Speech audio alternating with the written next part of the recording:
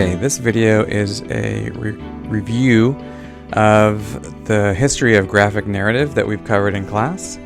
So let's go ahead and get started and talk about the history of graphic narrative all the way from ancient times, and it's going to cover up all the way up to the golden age of comics. So let's get going. Our timeline begins in ancient history, as we begin more than anywhere from 12 to 50,000 years ago. Was when the very first cave art started to appear, and it's our first form of storytelling that was basically put down in a permanent form. It predated writing. These early pictures really told the stories of the lives of people in the prehistoric age. And as we move through history, hieroglyphics then became kind of the next step in using pictures to tell stories. And what we discussed was how the images were very similar to how we can communicate with emoji today, and that each individual image has its own place in terms of what it represents and what it means to people, and you can tell a full narrative based on going just from picture to picture, using it as a kind of a primitive form of language before the invention of letters. Then we come to the use of speech balloons. The use of speech balloons as a way of telling graphic narrative first appeared in this medieval period, and it was used for a little while. And you can see here, these are not quite balloons, but they are speech scrolls coming out of the mouth. But it's this idea that the words are literally coming out of the mouths of the characters in the story that helps show that they are actually speaking. Now, this form that appears here in the year 1500, it actually disappeared for a long period of time, for a couple hundred years, until it reappeared later. Then the next major innovation in graphic narrative came with the invention of broadsides with the early printing press. And broadsides were like newspapers, but they were single sheets that were often posted in a public place and showed the news of the day.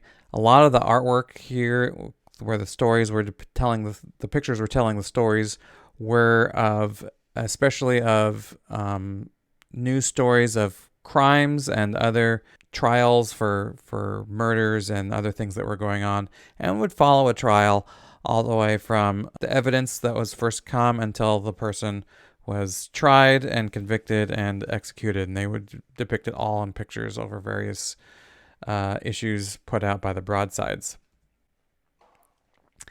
Then obviously after broadsides came newspapers, and including political cartoons.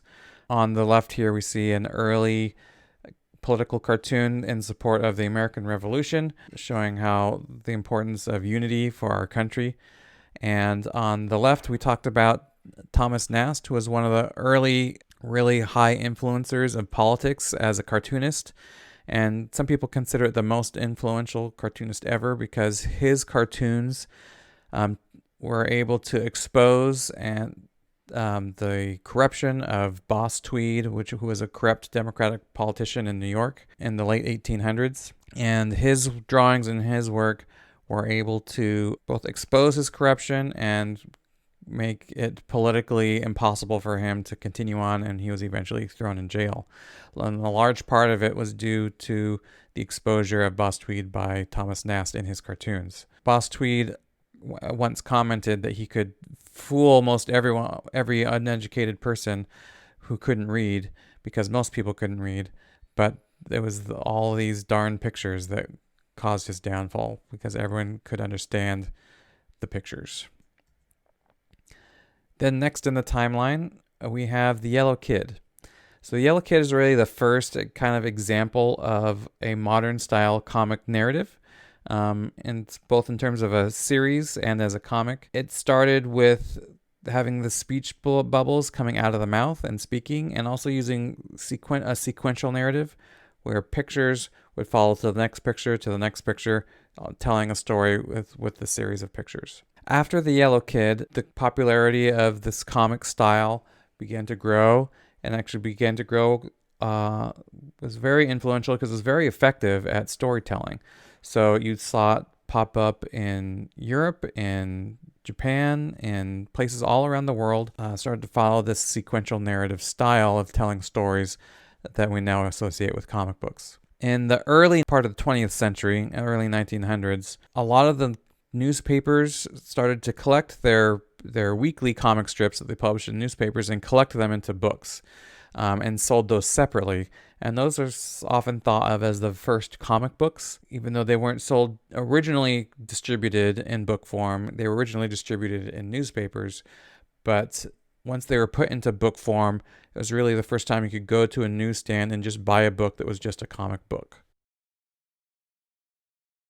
And it didn't take long for these collections of comics to become popular enough for them to justify having their own series that were originally released as comic books and that never appeared in newspapers. So we see here like Popeye and the Phantom were original stories that were published in comic books for the first time. Those began to gain a lot of popularity in the 1930s.